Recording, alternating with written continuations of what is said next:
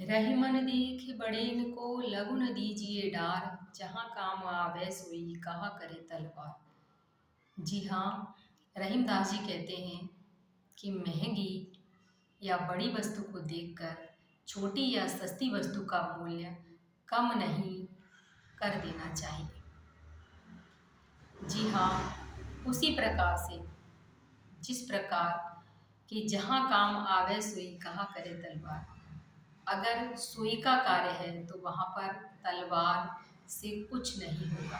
कहने का तात्पर्य है कि अगर आपको किसी शर्ट में बटन लगाना है तो वो कार्य आप सुई से ही कर सकते हैं, तलवार से नहीं कर सकते।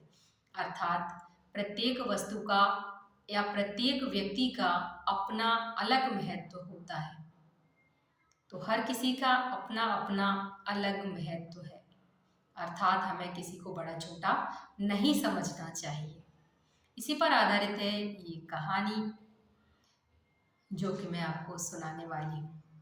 एक बहुत बड़ा उद्योगपति था जो कि एक गांव में उसने अपनी फैक्ट्री लगाने के लिए जमीन खरीदी। उस जमीन को देखने के लिए जब वह पहुंचा तो उसने देखा कि रास्ते में ही एक नदी थी जहाँ से उसे जाना था। या तो वो नदी क्रॉस करे तो वो उस गांव तक पहुँचे, और या फिर एक लंबा रूट तय करे तब वो उस गांव तक पहुँचे। तो टाइम इज़ मनी, तो उसने सोचा कि क्यों ना समय बचाया जाए और बोट में बैठा जाए। तो वो बोट में बैठ गया। अब जो बोट चलाने वाला व्यक्ति था उससे वो थोड़ा बातचीत करने लगा। उसने कहा कि तुमने मुझे पहचाना? उसने कहा कि नहीं सर, मैंने आपको नहीं पहचाना। उसने कहा क्यों? मेरी फ़ोटो तो अक्सर अखबार में छपती है। उसने कहा साहब मैं अखबार नहीं पढ़ता। फिर उसने कहा तो टेलीविज़न में तो देखा ही होगा, टीवी में नहीं देखा मुझे। उसने कहा नहीं साहब, मेरे पास टीवी नहीं है। उसने कहा कि अच्छा। फिर थोड़ा सा और आगे बढ़ा क्योंकि नाव वाला नाव चला रहा था। फिर उसने कहा कि तुम्हें पता है कि यहाँ पर एक फैक्ट्री बनने वाली है और उसमें लंच बॉक्स बनेंगे। उसने कहा लंच बॉक्स बनेंगे? तो उसने बेचारे ने नहीं समझा कुछ कि क्या कह रहा है, क्योंकि वो पढ़ा लिखा नहीं था और उसे ज़्यादा जानकारी नहीं थी। तो वो चुप हो गया। तो उसे लगा कि इसको अच्छा तुम्हें इंग्लिश नहीं आती? उसने कहा साहब मैं पढ़ा लिखा नहीं हूँ, मैं सिर्फ ये नाव चलाकर अपने परिवार का पालन पोषण कर रहा हूँ।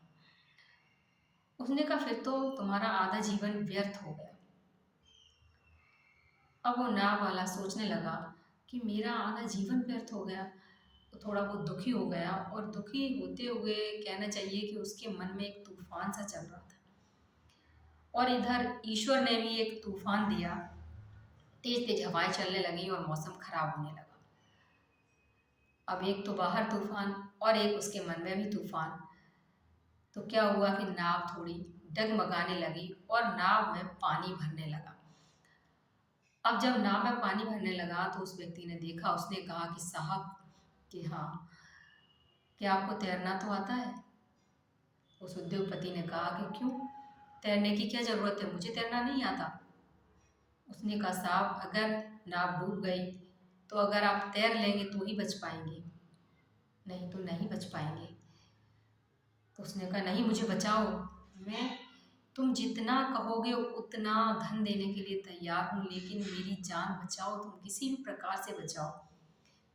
तो उसने कहा कि साहब अगर आपको तैरना नहीं आता तो आपका तो पूरा ही जीवन व्यर्थ है,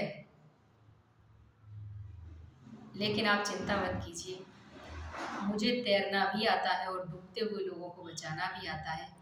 मैं आपको बचाकर किनारे तक ले जाऊंगा। और ऐसा ही हुआ कि वो नाविक उस उद्योगपति को भी अपने साथ बचाकर किनारे तक ले गया। तब उस उद्योगपति की समझ में कुछ बातें आईं कि हमें किसी को भी छोटा नहीं समझना चाहिए, क्योंकि हर व्यक्ति का कार्य अलग है। अगर उसका कार्य आप नहीं कर पाते हैं तो आप कहाँ से बड़े हुए? आप सभी कार्य नहीं कर सकते। हर व्यक्ति अपने कार्य में पारंगत होता ही है। तो हमें सभी को समान नज़र से देखना चाहिए। धन्यवाद।